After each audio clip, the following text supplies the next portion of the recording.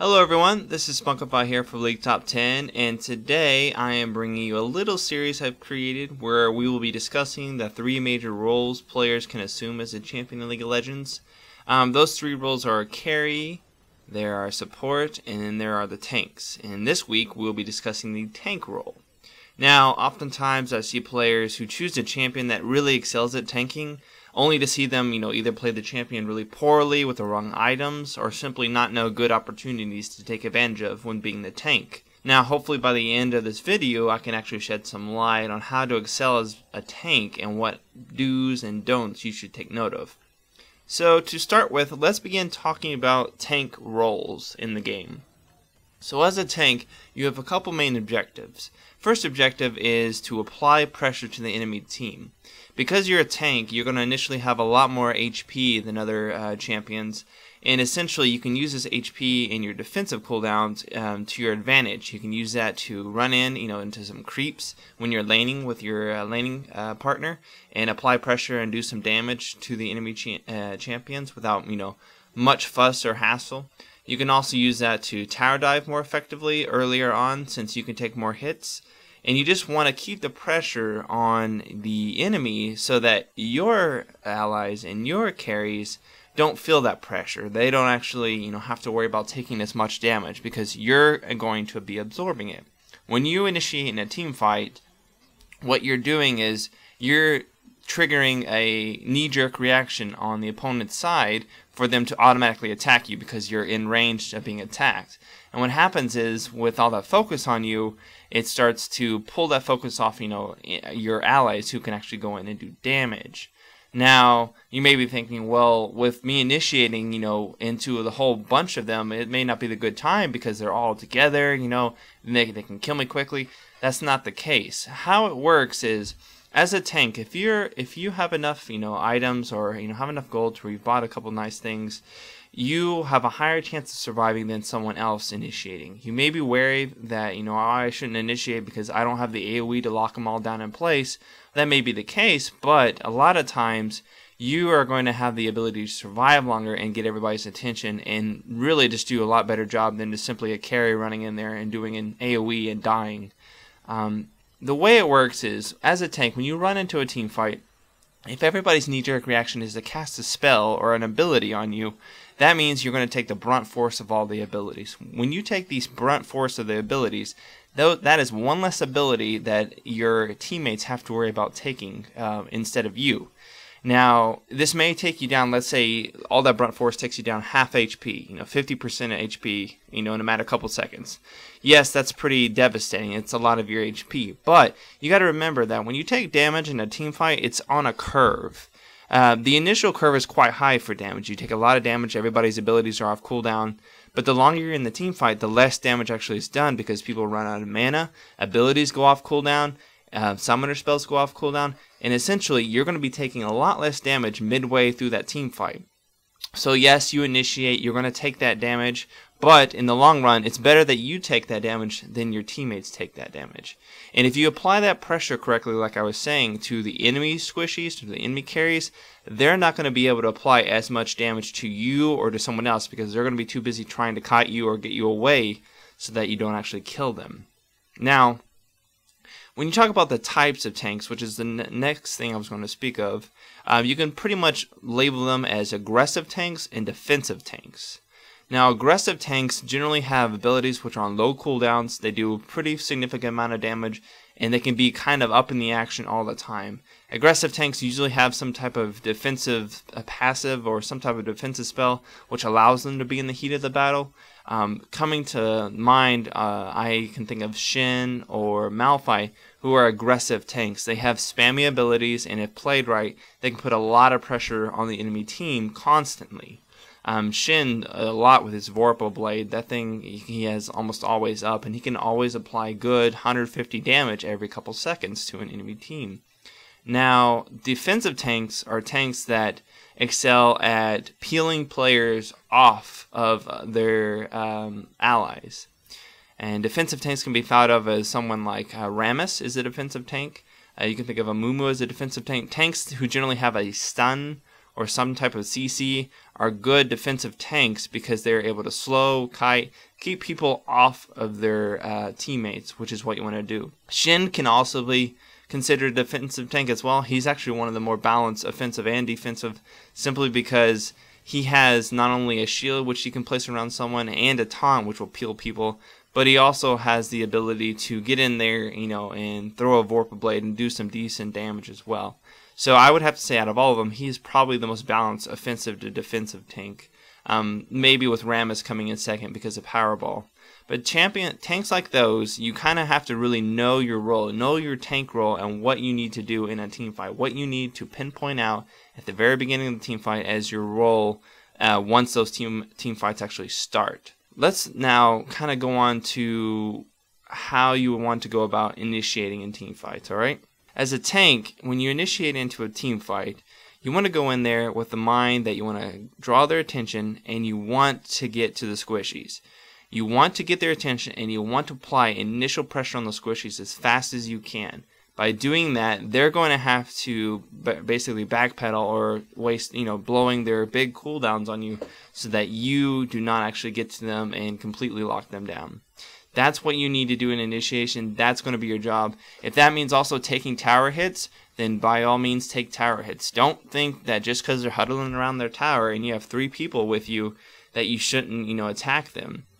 As a tank, if you get in there, if you do the initial damage and get that tower attacking you, that's much better than someone else getting the tower attacking them, because you will take far less damage from that tower. Now, if you die throughout any of this, don't feel bad about dying. Dying is much better than a carry on your team dying.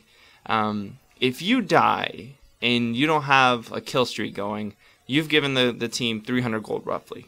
Which, in comparison, if you let a carry on your team die, someone who has a kill streak going, you can give them anywhere between 600, 700, 1,000 gold for that kill. So, yes, in a perfect world, in a perfect game, dying is not good. You wouldn't want to die. But, generally, if someone's going to die, let it be you. You'll see throughout this clip here that I've died a couple times. I don't know if it's actually going to be in here. But I've died a couple times, but I've always made sure that if someone was going to die, I was going to be the person that died. It wasn't going to be my Vlad that was playing with me who had 20 stacks on his, Magi's. I was going to be the person that died. I was going to stun or do whatever I could to keep those people off my teammates. Now, that kind of brings me to what items and what summoner spells should you build or buy. When you come into a game, you do not want to have a specific build in mind. You can have core items in mind when you're building a tank, but you do not want to have a core build, completely set out from one item to the other. Why is that? Because things can change. People can change. You don't know going into how someone's going to build, if they can build AP or AD, and you really need to just tailor your build to what they're playing. If you have an enemy team that has 4 out of 5 casters, you don't want to be building attack damage defensive items. You don't want to be building armor. You don't want to be building, Randuin's Omen, really. You want to be building things like Banshee's Veil early on, Guardian Angel, things that will assist you in being defensive towards those magic casters. I have seen so many times people get like Thornmail straight up at like early as possible, and they're facing an Annie and a Malhazar. That's not what you want to do. You want to be in tune with what the enemy team is building, and you want to build counter to that. Now, as far as your early items go, I would really have to recommend buying early HP items. Get that quick Heart of Gold or get that quick Catalyst, just something that can give you some HP and room to work with. Earlier on, HP, it has its balance between that and an armor. In that armor will come into play and be very important, but having that extra bit of 100, 200 HP in the early levels can mean death or life, basically. Now, later on, HP can mean a lot less because people have a lot more items that actually tear through that armor or tear through that HP. But earlier on, HP things like Heart of Gold, Catalyst, those kind of things can really help you and really turn the tide because you can take a lot more hits and be effective. You can tower dive a lot earlier and be effective. Now, as for magic resist items that you should definitely think about getting versus casters would be a Banshee's Veil. I almost always, when facing a heavy AP team, get a really early Banshee fill, that's probably one of the first things I get. I probably finish my boots, Mercury Treads if I need Mercury Treads early, and then I already have my Callus set up so that I can actually then build into a Banshee spell. If you're facing AD team, Sunfire Cape is always a great choice. Random's Omen's always a great choice. There are some AD items that can be, questioned. Something like Thornmail. Thornmail can be good, but usually Thornmail is only going to be great late game when people have a ton of attack speed and a ton of attack damage, because that's when you get a huge beneficial boost out of it. So just be mindful of what items to build, be mindful of what they're building, and just build counter to that. Now, let's talk about knowing your limitations, knowing what you can and can't do. When you're a tank, you should know what cooldowns you have, when they're available, and how soon they're going to be available again. As a tank, you want to use those cooldowns at the right moments and at the right opportunity. That means that if you're a Moo, for example, like you've seen in the video, you'll see at one point that when I'm fighting a Scion, I believe, and when I fight this Scion, I turn off my cry. And the reason why I turn off my cry is because I notice that I'm running low on mana, and I know that my cry is not going to kill him in time for him to run away. So what I do is I turn off my cry, I wait, and I see that he attempts to run, and then I bandage toss. Because I realize that the bandage toss is going to be more effective and more useful at that point than just simply crying and trying to do damage. These are the kind of things that you need to plan out as you start and initiate a team fight. You need to plan out what's going to happen, 2 steps, 3 seconds, 4 seconds ahead of just where you are right now. If you just think in the moment as a tank, you're going to end up failing because you're not going to realize what he can possibly do 2 seconds down the line. So thinking ahead, thinking of planning out exactly what's going to happen when the team fight begins, exactly who's going to use what on you, and what you can do to counter this is ideal when you're a tank. All these kind of tips, all these things that I can tell you are what makes a great tank. The tune or the champion that you choose is only part of it. Once you get in that game, you need to use your mind to actually think out and process exactly how you're going to go about helping your team, exactly how you're going to protect them, and exactly how you're going to be the best tank that you could possibly be in certain circumstances. As far as summoner spells go, it really depends on the enemy team or in your team. For example, as far as your team goes, let's say that I'm playing a Moo. I'm going to generally, as a Moo, pick up a Ghost and Exhaust. The reason is because with Exhaust, I can make sure to exhaust the enemy AD champions, keep them off of my tunes, while still using Ghost to make sure that I'm caught up to everybody, and then I can use my ulti as soon as possible. That way that I can get in there quickly, and I can ulti, and I can lock everybody down. Same with Galio. Galio, he really benefits from Flash, and he also benefits from some Ghost. Just so simply you can get in range with your ulti quickly, get everybody locked down. He already has a defensive cooldown he can cast on someone, so that can actually take a place of a Ghost or something, because it can actually, defend in another proper manner. Things like this, those types of summoner spells and that kind of thinking is really what you need to take into account whenever you're choosing to play a tank.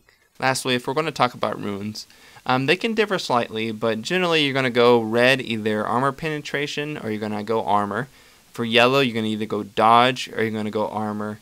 And then for blue, I generally like to go with blue, either magic resist, or I like to go cooldown, just so I can have my abilities that quicker.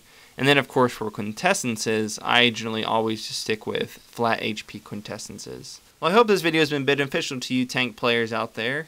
I will be returning next week with either support or a carry. I haven't decided which one to return with.